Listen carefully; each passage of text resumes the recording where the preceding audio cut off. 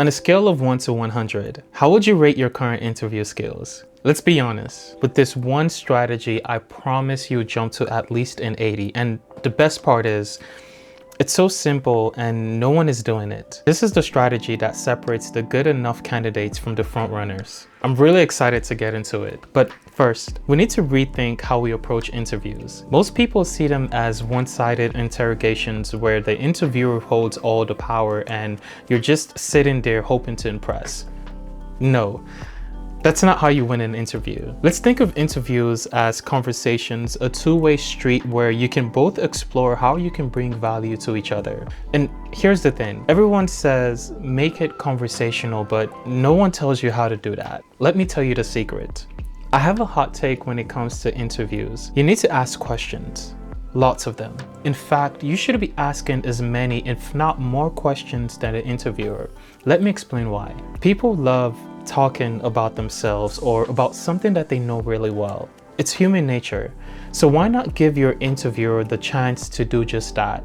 Why do we have to wait until the interviewer asks, "Do you have any questions for me?" Who made up that rule anyway? Let's start incorporating questions early. Let's say the interviewer mentions their experience working with the company. You could say, "That's fascinating. Jane, I've noticed on LinkedIn that you've been with the company for 5 years. What's kept you excited about working here?" Now, you've done two things. You've shown genuine interest in their perspective and you've shifted the tone of the conversation. And suddenly, it's no longer a robotic Q&A session. It's a real engaging dialogue. Let's dive into why asking thoughtful questions in an interview is such a game changer. First, it shows that you're genuinely interested in the position and the company. You're not just there to land a job, you're there to understand how you can contribute meaningfully. And this puts you miles ahead of other candidates who are just reciting pre-rehearsed answers. Thoughtful questions make you seem, well, thoughtful. They signal to the interviewer that you care about your role and you've done your homework, and most importantly, that you're thinking like someone who's already part of the team. You're not just another applicant, but you're a problem solver who's actually trying to understand the company's pain points. Here's another secret. By asking thoughtful questions, you can uncover the challenges and pain points the interviewer or the company is facing. Think about it. Every role exists because there's a problem to solve.